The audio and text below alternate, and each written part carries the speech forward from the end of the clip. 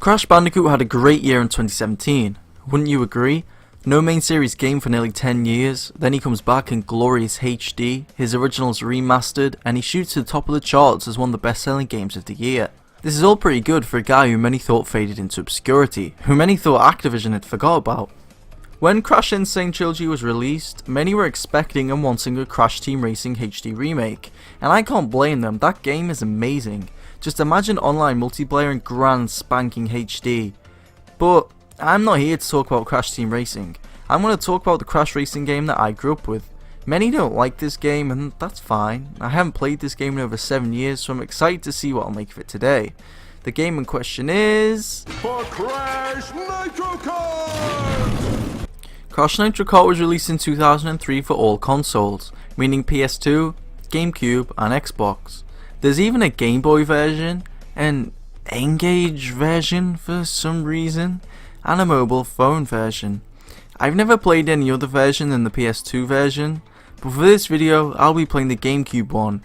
Damn, I said version a lot in that paragraph.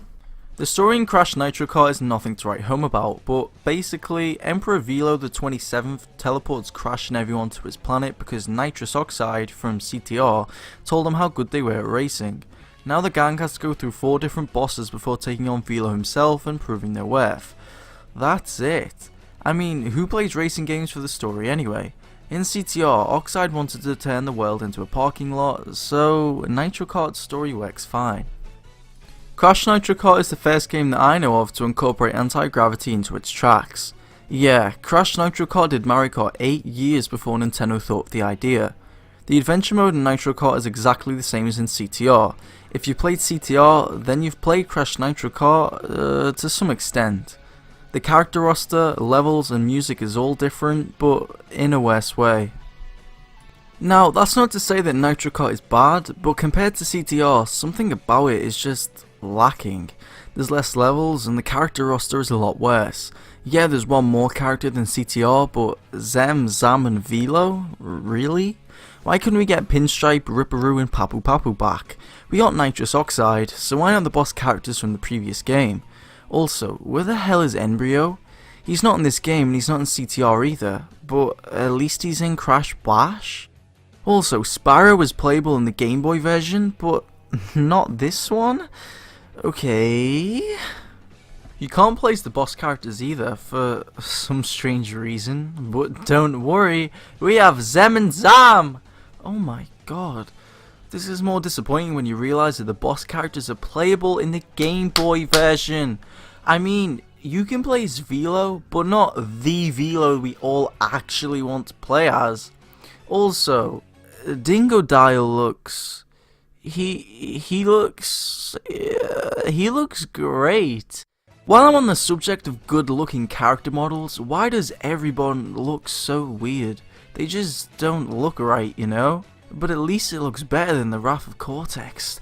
Jesus! Okay, so time to get on to the previously mentioned adventure mode. You can be Team Bandicoot or Team Cortex. Less of a choice than CTR, but at least you can switch characters when you've chosen the team. Nah, who am I kidding? The intermediate character will always be the best. I love you, Cortex. So, much like in CTR, you're given hub worlds to navigate. They're really small, but it's how you get from race to race. You win 3 trophies and then you face a boss and move on to a different world. Pretty standard stuff. The fun of the adventure mode comes after beating the boss of a hub world, because then you have the opportunity to race the tracks again in order to get a token or a relic. The CNK challenge is exactly the same as the CTR challenge in, well, CTR. Collect the letters C, N, K on the track and finish first in order to get a token. Then the relic race. Just finish the track before a certain amount of time in order to get a relic. The same as in CTR. There's also these challenges where you have to collect every crystal in an arena to get a purple coin. The same as in CTR. You know what? It's probably because I haven't played this game in over 7 years, but I never realised how much of a carbon copy this game is of CTR. Everything in the adventure mode is the same, only worse due to the courses being weaker.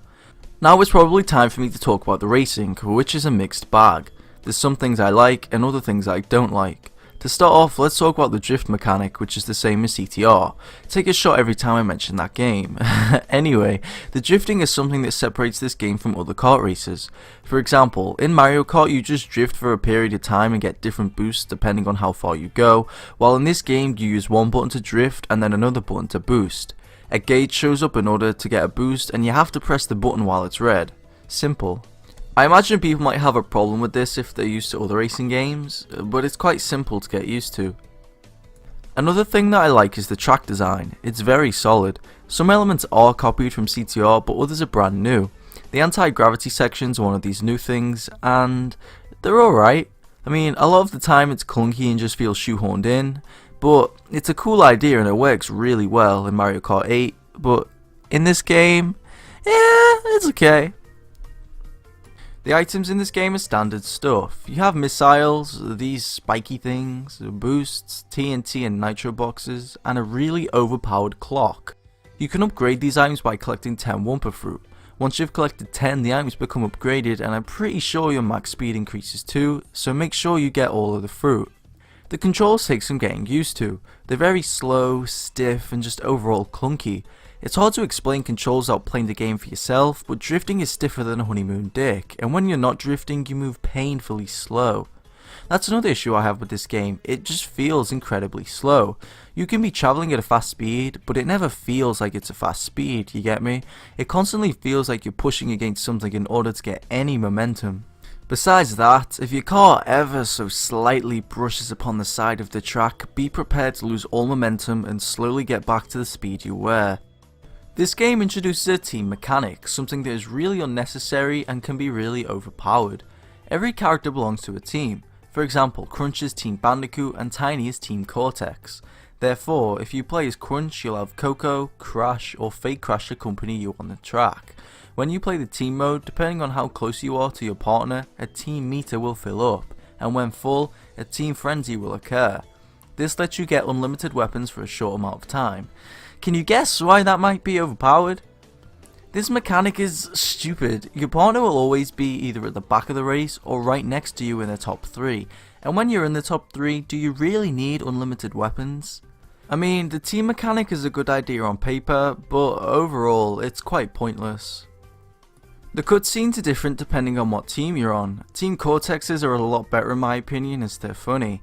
The endings are also different for the team, so if you're really into replay value, you could just play the game twice in order to see everything, or you could just spoil it yourself and Google the differences. The cutscenes themselves look good for 2003, in fact I think the whole game looks good.